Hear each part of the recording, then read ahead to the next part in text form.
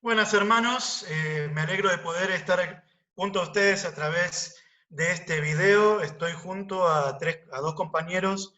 Entre los tres vamos a compartir algunas directrices, algunas ideas de la lección de esta semana. Estoy en este momento junto al pastor Edgardo Yurno, pastor del Distrito Libertador San Martín. Parte también de su distrito comprende las iglesias de Diamante. Y también estamos con el pastor Antonio Valenzuela del distrito de Santo Tomé. Gracias por estar juntos en este momento para compartir la escuela sabática. Mi nombre es Roberto Aranda, pastor del distrito de Santa Fe Norte. La idea es poder compartir la última lección del trimestre junto a ustedes y espero que las ideas, los comentarios que podamos compartir puedan ser atinados y puedan ser de bendición para aquellos que nos estén escuchando en este momento. Quien va a estar dirigiendo esta clase va a ser el pastor Antonio Valenzuela, a quien le damos ya las riendas de los minutos que quedan. Muchas gracias, pastor Roberto. La lección de escuela sabática, estamos cerrando un hermoso trimestre. Lamentablemente, como todos sabemos, no lo podemos hacer donde quisiéramos, que es en la casa del Señor, en la iglesia, pero cada lugar donde 2 o 3 están reunidos en mi nombre, dice el Señor, allí yo estoy en medio de ellos, y seguramente mañana, el sábado, ¿cierto?, muchos estarán reunidos en los pequeños hogares que se convertirán en hogares iglesia. Y estaremos estudiando del polvo a las estrellas. Una hermosa lección, concluyendo lo que veníamos estudiando hasta el día de hoy. Así que le voy a dar la introducción a la lección de esta semana al pastor Edgardo Yurno. Muy bien, muchas gracias, pastor Antonio, y también el pastor Roberto. Estamos contentos de compartir juntos este repaso de escuela sabática. Vamos a estar entonces ahora compartiendo juntos en la pantalla para tener todos juntos y llevando el diálogo, una linda presentación que tenemos de la escuela sabática. Un segundito, vamos a estar entonces compartiendo pantalla y entonces allí ya de alguna manera ayudándonos con el repaso de la linda lección de esta semana. Como hemos dicho, efectivamente, vamos a hablar sobre el capítulo final de Daniel, y estamos en ese sentido, de alguna manera, concluyendo, poniendo el monio a este libro que traza y presenta el pueblo de Dios completamente abatido, derrotado, conquistado por Babilonia y finalmente siendo rescatado. No solamente rescatado para volver a Jerusalén y allí reorganizar los servicios del culto, el santuario, sino rescatado de este mundo de pecado. Ese es el trayecto que nos hace desarrollar o nos hace ver todo este libro maravilloso. El libro de Daniel comienza con el rey de Babilonia derrotando a Jerusalén y llevando cautivo al pueblo de Dios. Una escena de desastre, una escena de cautiverio. En el último capítulo ahora vemos al gran capitán Miguel levantándose y defendiendo al pueblo de Dios, pero no solamente ese pueblo hebreo del año 586 a.C., sino el pueblo de Dios de todas las épocas, ¿sí? Los que han descansado, los que están vivos al tiempo de su venida, los grandes héroes y heroínas de la fe, todos ellos triunfando con Miguel. Vemos también que no se auguran tiempos fáciles para nada, ya que cuando acabe esa batalla, recién ahí vamos a recibir la herencia, la heredad, que no es volver a la tierra de Canaán, sino una tierra mucho mejor, porque aún en Canaán había dolor, había muerte, había lágrimas, pero la Canaán que Miguel promete y que él va a conquistar es una Canaán completamente diferente, una Canaán que de alguna manera es lo que Dios prometió a Abraham, el padre de la fe y el primero de la hueste del pueblo de la promesa. Veremos en esta lección, pastores y hermanos, cómo Miguel se levanta. ¿Qué quiere decir que Miguel se levante? ¿A qué se levanta Miguel? ¿Cuál es la naturaleza del tiempo de angustia que tiene que afrontar el pueblo de Dios? ¿Por qué está motivada esa angustia que el pueblo tiene previo a la venida del Señor Jesucristo? También queremos ver cómo es la resurrección, cuál es el comentario o el aspecto teológico de la resurrección, que está anticipado allí en Daniel 12, 2 y 3 y versículo 13. Y también queremos ver de qué naturaleza es el tiempo de espera que Dios le presenta a Daniel allí. Un tiempo sellado hasta cierto momento, y luego un tiempo revelado donde se cumplen todas las promesas y profecías de parte del Señor, pastores. Muchas gracias, Edgardo, muchas gracias. Pastor Roberto, la lección en el día domingo me habla y me dice Miguel, nuestro príncipe. Ahora, hasta el momento veníamos viendo que Daniel en cada capítulo iba nombrando a un personaje, era un rey pagano. Por primera vez el capítulo comienza diciendo: en aquel tiempo se levantará Miguel. Pastor, ¿qué tiene para decirnos? ¿Quién es Miguel? ¿Y por qué es tan importante el personaje al final del libro de Daniel? Bueno, Pastor Antonio, la verdad es que al hablar de Miguel estamos hablando de un personaje bíblico que está muy cargado de una simbología interesante, que para poder comprender más claramente su identidad hay que estudiarlo a través de las varias veces que aparece en la palabra del Señor. Siempre aparece como un guerrero y como su nombre significa en hebreo quién es como Dios, interpretamos que es el Señor Jesús en su faceta de líder militar, de líder político de su pueblo.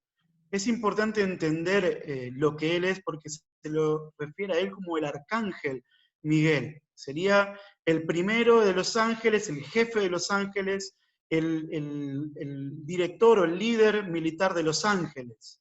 Algunos han referido a Gabriel como arcángel también, y hay hermanos de la Hermandad Católica que hablan de 4 arcángeles. Sin embargo, la Biblia solamente se refiere a un solo arcángel, que es el arcángel Miguel. No es un ángel más, sino el jefe de los ángeles, y es específicamente Jesús que se para delante del pueblo de Dios para defenderlo de muchas maneras, especialmente en el tiempo del fin.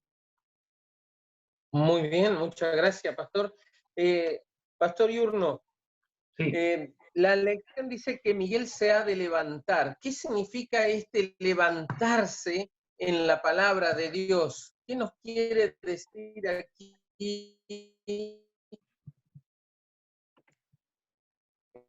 el autor de la lección y especialmente se ha de levantar Miguel?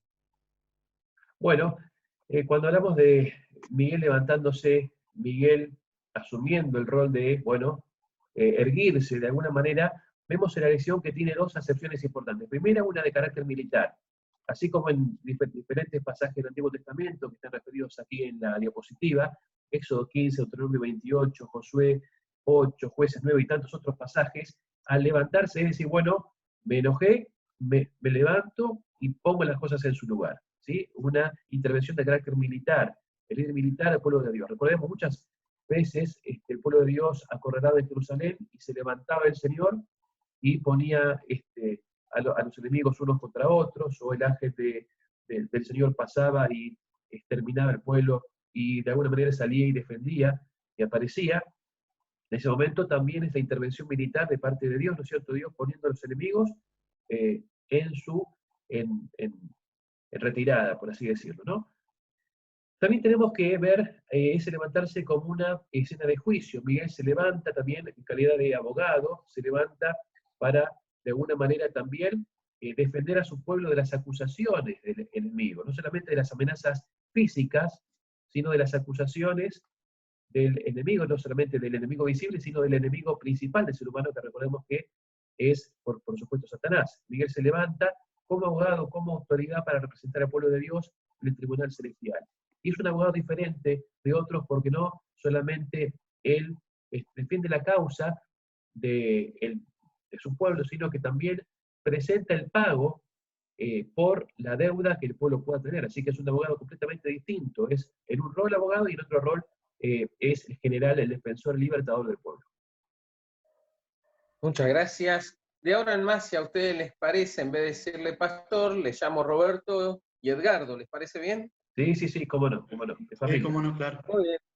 Al finalizar el capítulo 11 del libro de Daniel, nosotros habíamos estudiado la semana pasada, en el capítulo 11, en el verso 44, decía: noticias del oriente y del norte lo atemorizarán. estaba hablando justamente del periodo final de la historia, ¿sí? Donde aquel rey del norte falso iba a querer conquistar todo, destruir al pueblo de Dios, pero una noticia lo iba a atemorizar. Esta noticia indudablemente es este levantar de Miguel, es este levantar de aquel que viene a defender al pueblo del Señor. La Biblia lo presenta a este momento, ¿sí? Después de un tiempo, que lo vamos a estudiar un poquito más adelante en la lección, ¿sí? De esta semana. Pero antes de llegar a ese punto, Daniel también dice algo más, que cuando Miguel venga será tiempo de angustia, cual nunca fue desde que hubo gente en la tierra. Pero también me dice que todo lo que se haya inscrito en el libro de la vida serán libertados. Todo lo que se hayan inscritos en el libro, ¿no? Ahora, ¿de qué libro me está hablando, Pastor Aranda? ¿Qué significa esto que serán libertados? ¿Acaso Dios no sabe de antemano quiénes son salvos y quiénes no?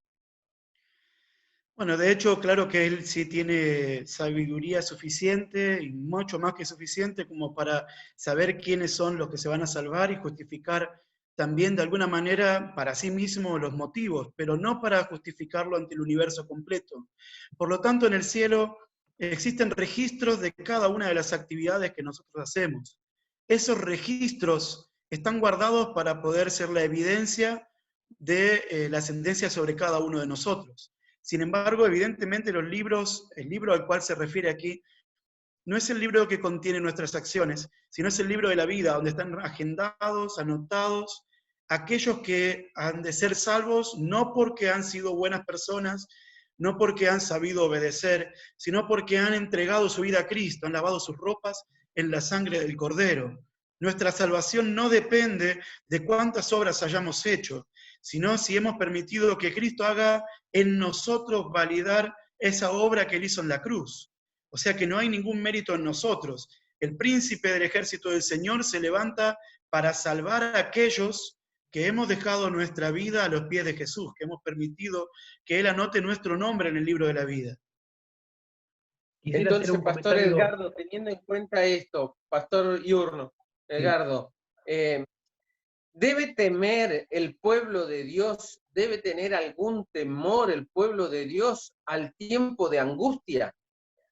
Bueno, justamente eso quería acotar de lo que decía Roberto. Hay que diferenciar dos tiempos de angustia diferentes. Un tiempo de angustia que sufre el mundo entero previo al fin del tiempo de la gracia, cuando hay cataclismos diversos, angustia de la gente, ¿no es cierto? Una angustia que va creciendo, una angustia como tenemos hoy, como hay hoy en el mundo, pero que va creciendo conforme se va viendo que algo raro pasa.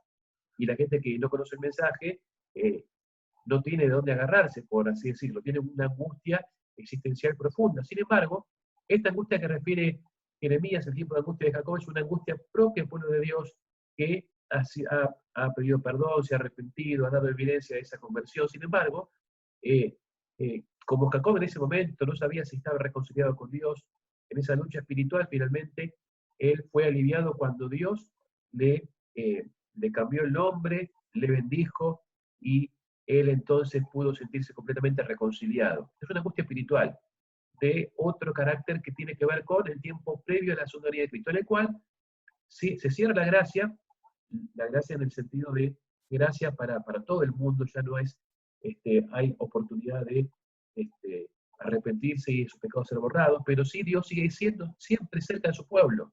No es que Dios abandona a su pueblo y el que es más fuerte llega y el que es débil cae. Dios siempre está con su pueblo. Termina la gracia para el mundo entero y Dios sigue siempre cuidando a sus hijos hasta que se los viene a buscar y los arrebata en la nube junto con él. De hecho, es ahí cuando dice la palabra del Señor, en ese tiempo de angustia, cuando el príncipe Miguel se levanta a favor de su pueblo. O sea, es cuando más el pueblo del Señor será acompañado. Por lo tanto, es cierto de que hay una angustia que caerá al mundo por causa de las plagas finales, pero nosotros no participaremos de aquella angustia. Aquellos que estaremos entre el grupo de los redimidos, participaremos de una angustia diferente, que tiene que ver con si habré estado preparado para poder estar ante el Señor cuando Él venga. Sin duda que será un periodo difícil para los hijos de Dios, donde nos tendremos que sostener por la fe en el Hijo de Dios, ya que ningún mérito de nuestra parte lo ha habido jamás, y mucho menos en ese momento. Exactamente. Así es.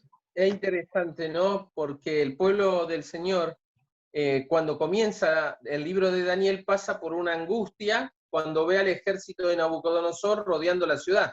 Hay angustia en la gente y confía en sus príncipes o en sus reyes terrenales, en sus sacerdotes terrenales. Pero al final del tiempo, en el libro de Daniel, encontramos que la confianza no está en hombres, sino en el Hijo del Hombre. No está en sacerdotes nacidos de Aarón, sino en el verdadero sumo sacerdote, que es Cristo Jesús. O sea, cómo cambia, ¿no? Y entonces, allá hubo angustia, al principio hubo angustia, pero ahora el pueblo de Dios no tiene angustia porque el verdadero príncipe, el verdadero general, el verdadero sumo sacerdote está al frente, ¿verdad? Así es, amén, amén. Así es. Entonces nosotros encontramos ahora en el mismo libro de Daniel que dice, muchos de los que duermen en el polvo de la tierra serán levantados, uno para vida eterna, otros para vergüenza eterna. Qué interesante esto, porque muchas veces pensamos que el tema de la muerte lo podemos defender teológicamente en otros lugares de la Biblia. Pero aquí en el libro de Daniel podemos también ver cómo se habla de este tema, ¿no? De la muerte. ¿Dónde están los muertos? ¿O qué es la vida? ¿Qué es el ser humano para Dios? Pastor Aranda.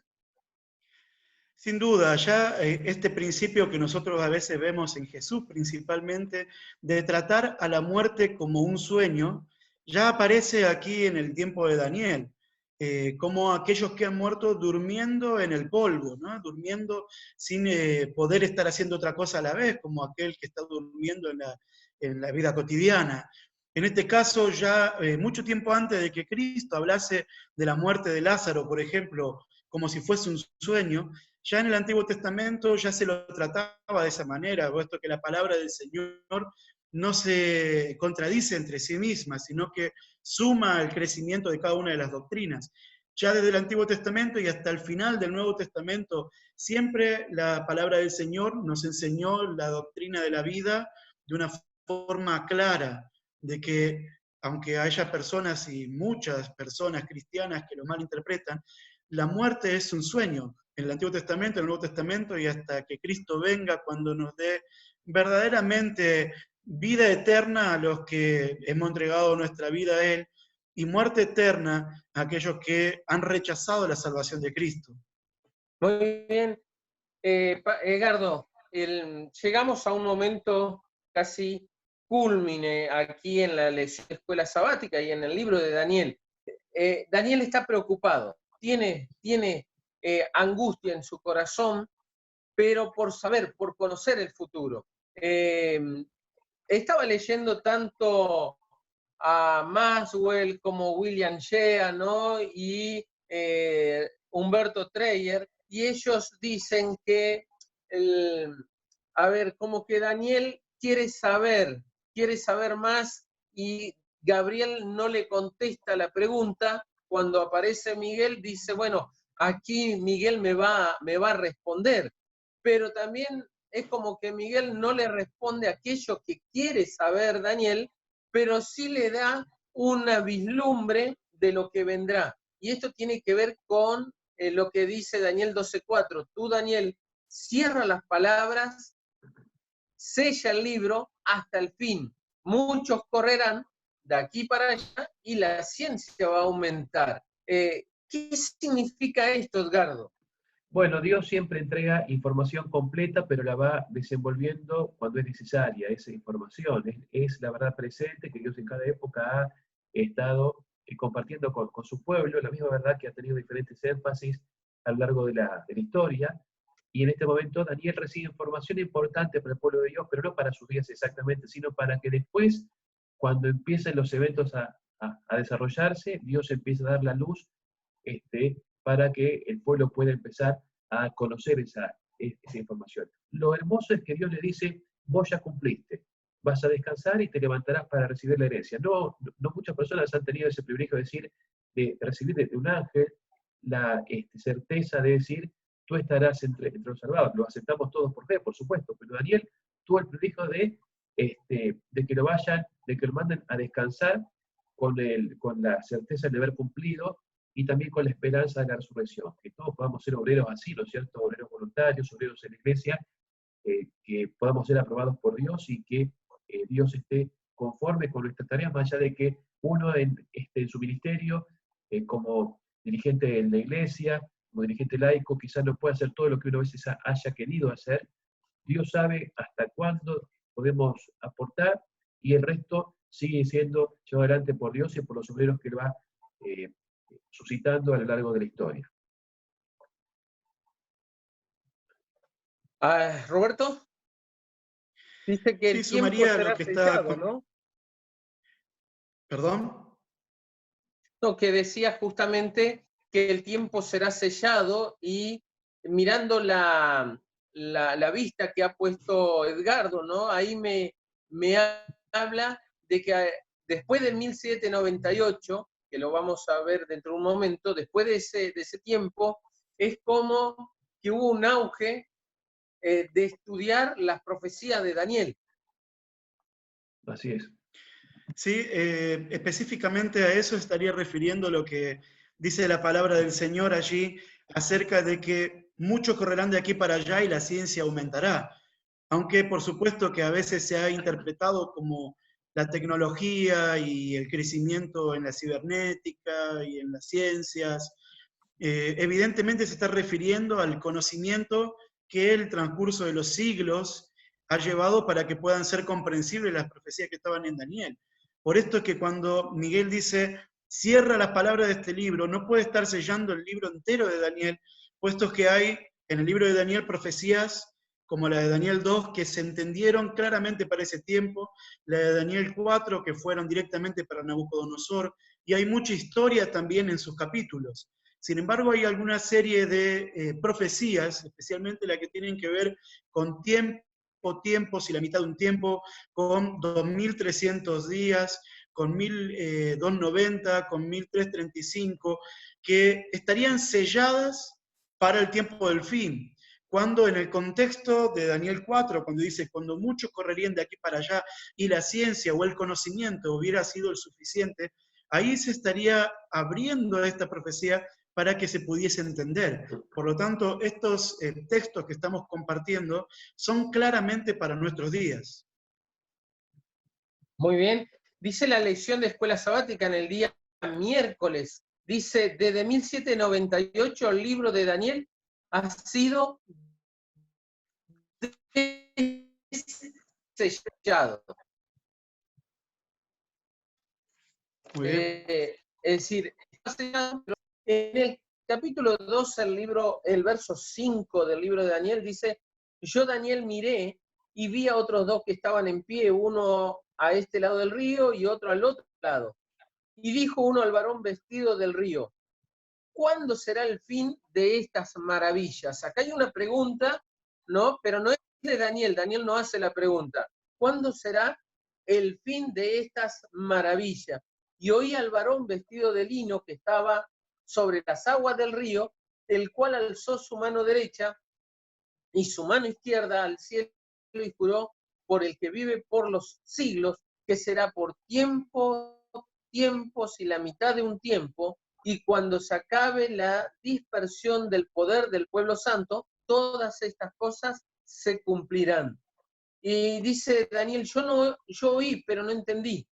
Entonces dije, Señor mío, ¿cuál será el fin de estas cosas? Y él respondió, anda Daniel, pues esta palabra está encerrada y sellada hasta el tiempo del fin. Muchos serán limpiados y emblanquecidos y purificados, Los impíos procederán impíamente y ninguno de los impíos entenderá, pero los entendidos comprenderán desde el tiempo en que sea quitado el sacrificio continuo hasta la abominación desoladora, habrán 1290 días. Bienaventurado el que espere y llegue a 1335 días. En cuanto a ti, tú irás hasta el fin, reposarás y te levantarás para recibir tu heredad al fin de los días. Aquí entramos, ¿no?, con tiempo, profecías de tiempo, pero la profecía más larga de la palabra de Dios fue dada en el capítulo 8, hasta 2300 tarde y mañana. Pero acá encontramos otras profecías. Edgardo, ¿qué significa esto? ¿De qué está hablando este varón que le responde a otro varón con respecto a estas profecías? Bueno, fijémonos algo interesante. Cuando pide mayores detalles el profeta allí, nunca se traspasa el tiempo de 1843-44, nunca se da mayores detalles en relación con el tiempo después de 1844, sino antes, ¿cierto? Siempre es una amplificación que tiene que ver con periodos que no pueden pasar del límite de 1844. Entonces, fíjense ustedes que se empieza a dar la fecha de cuando comienza el proceso que se desarrolla después como el comienzo de la instauración de la dominación desoladora, que es la unión de la Iglesia con el Estado. Se dan mayores detalles en relación con el periodo cuando la herida mortal 1798 sería infligida y el momento cuando se comenzaría a recuperar el conocimiento del verdadero santuario, pero nunca se traspasa el límite de 1844 cuando, según vemos en Apocalipsis, el tiempo ya no sería más, el tiempo profético llega hasta allí, y de allí en adelante comienza el proceso final de toda la historia, de restauración de la verdad, de predicación del Evangelio, el último mensaje de amonestación, el último énfasis que Dios da al Evangelio, el Evangelio eterno, en el contexto del santuario, de la profecía del fin, y después viene Jesús a buscarnos, ¿sí? Así que podemos decir que estamos en el tiempo del último énfasis de la historia, el énfasis final de proclamación del Evangelio, en el contexto de la profecía del fin, del santuario, del juicio de Dios, y luego de eso ya directamente tenemos las señales escatológicas del fin, que se sucederán con rapidez y sucesión una detrás de la otra, y ya viene el fin directamente, ¿no? Así que eso debiera de alguna manera alertarnos de hacer elucubraciones o cálculos que tengan que ver con periodos posteriores a 1844, porque cuando el mismo Daniel quiso saber más, le dieron información previa, pero no posterior, a tiempos cronológicamente establecidos por la profecía posteriores a 1844. De paso, o sea, nuevamente también, Dios, perdón Roberto, nuevamente Dios, ¿cierto? Le da al pueblo, a ver, en Daniel 2, Dios le da una profecía, Daniel 7, Dios amplía, Daniel 8 amplía un poco más, Daniel 11 hace todo un recuento, ¿no?, de todo lo que se viene diciendo, y Daniel 12 la conclusión. Por lo tanto, esta profecía deberían ser parte de lo que Dios ya viene diciendo y no algo nuevo. Pastor Aranda. Sumando a lo que justamente están diciendo, hay una clara relación entre esta lectura que tuvo el pastor Antonio, ahí acerca de estos varones que juraban allí de este tiempo, se relaciona claramente con Apocalipsis capítulo 10, donde nuevamente hay un juramento de este tipo, un juramento muy solemne, nuevamente relacionado a un librito sellado, que es esta profecía de Daniel sellada en el Antiguo Testamento, donde se dice que al culminar la profecía final, la de 1844, se dice que el juramento decía que el tiempo no existiría más. Por lo tanto, no existe tiempo profético revelado después de 1844. Es hasta ahí donde llegan las profecías. Una interpretación literal de estos tiempos, de 1290 días literales o 1335 días literales, colocados en el tiempo del fin, ya después de 1844, sería faltar al principio profético que está estipulado claramente en Apocalipsis capítulo 10. Interesante, ¿no? Porque nosotros encontramos ahí en la vista que ha puesto Edgardo, ¿no? Desde el año 508 a, si sumamos 1290 días, ¿cierto? Me lleva a 1798. Del 508 con la aparición de la unión del Estado con la Iglesia, ¿no? A través de Clodoveo. Y en el 538 habrían caído los tres gobiernos arrianos que se oponían al obispo. Y a partir del 538 a 1798 fue esos 1260 años que la Iglesia fue perseguida y casi destruida, ¿no?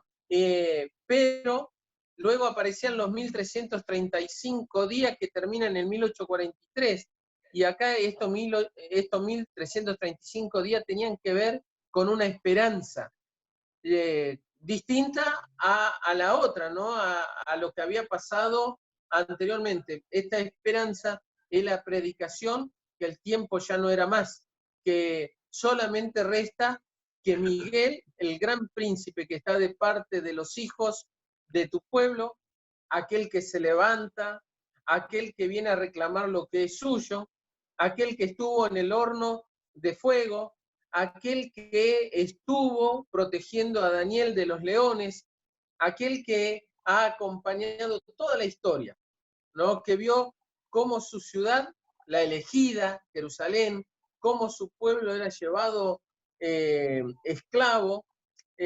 Ese Miguel ha estado esperando durante mucho tiempo un pueblo que lo adore a él, un pueblo que lo ame a él, un pueblo que se entregue a él y un pueblo que entienda que la salvación depende enteramente de lo que el Señor haga, de lo que el Señor Amén. hace y de lo que el Señor hará. Entonces llegamos a la conclusión, queridos compañeros, a la conclusión final, ¿no? Y Edgardo había puesto hora para ser uno de los muchos que serán limpios y emblanquecidos y purificados.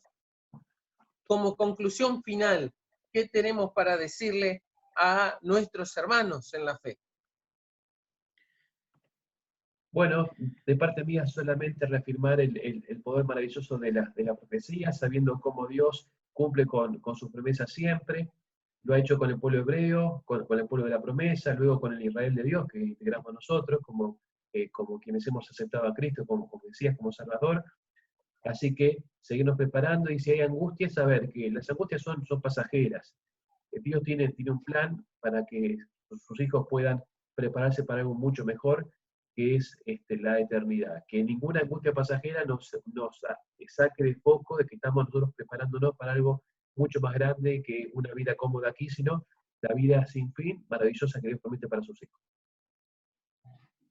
Por mi parte, quiero invitar a los hermanos a que al revisar estas profecías tan hermosas que están pensadas para nosotros, para estos tiempos, podamos también concluir que Dios está al timón de la historia de este mundo. Ya la vio, ya sabe esta historia cómo va a terminar. Y pensando en esto, creo que teniendo en cuenta lo que estamos viviendo en este momento y la angustia que nuestro mundo padece, esta angustia, aunque obviamente que nos afecta por estar en esta tierra, no es la angustia que debiera a nosotros marcar nuestro día. Lo que nos debería realmente angustiar, preocupar y en lo que deberíamos trabajar es en nuestra entrega al Señor. Nuestra verdadera lucha está en entregar nuestra vida, nuestro corazón, nuestras tendencias pecaminosas hacia Cristo, para que Él pueda ser el Rey, el Dios de Amén. nuestra vida, que cuando Miguel venga a esta tierra, seamos aquellos a los que Él venga a rescatar. Muy bien. Ahora, Pastor Aranda, ¿usted puede leer la última cita que colocó Edgardo en el libro de la educación? Sí, ahí la comparto. Dice, la historia que el gran yo soy ha trazado en su palabra, al unir los eslabones de la cadena profética desde la eternidad pasada hasta la eternidad futura, nos dice dónde estamos hoy en el transcurso de los siglos y qué es lo que se puede esperar del futuro. Todo lo que la profecía anunció que sucedería hasta el presente ha sido registrado en las páginas de la historia y podemos estar seguros de que todo lo que falta se cumplirá en su orden. Muchas gracias, pastor. Muchísimas gracias. Mis queridos hermanos, la verdad que hoy más que nunca debemos reafirmar nuestra fe, nuestra esperanza en aquel que un día no muy lejano se va a levantar, en Miguel, el gran príncipe que está de parte de nosotros, de aquellos que formamos el pueblo de Dios, no por algo que hicimos, no por algo que haremos, sino por lo que Él hizo a favor de cada uno de nosotros. Que Dios los bendiga a cada uno de ustedes. Gracias, Pastor Pelizaba. Aranda, usted hace el final con la oración, ¿le parece? Muy bien. Muchas gracias por este momento juntos y gracias también a todos los que están viendo este video. Esperamos que haya sido de gran bendición. Vamos a compartir una plegaria final, así que cerramos nuestros ojos para orar. Querido Dios, gracias porque no nos has dejado en tinieblas en estos tiempos difíciles, cuando todos corren de aquí para allá porque no saben qué es lo que sucederá cuando hay agitación. Tú nos has dejado la Biblia como una lámpara a nuestros pies, para poder saber manejarnos en estos últimos segundos. Querido Padre, bendice a cada uno de los que están participando de este estudio. Te ruego que tú llenes su corazón de luz, de esperanza, que podamos depositar nuestra confianza en Jesús, quien pronto vendrá a esta tierra a rescatarnos.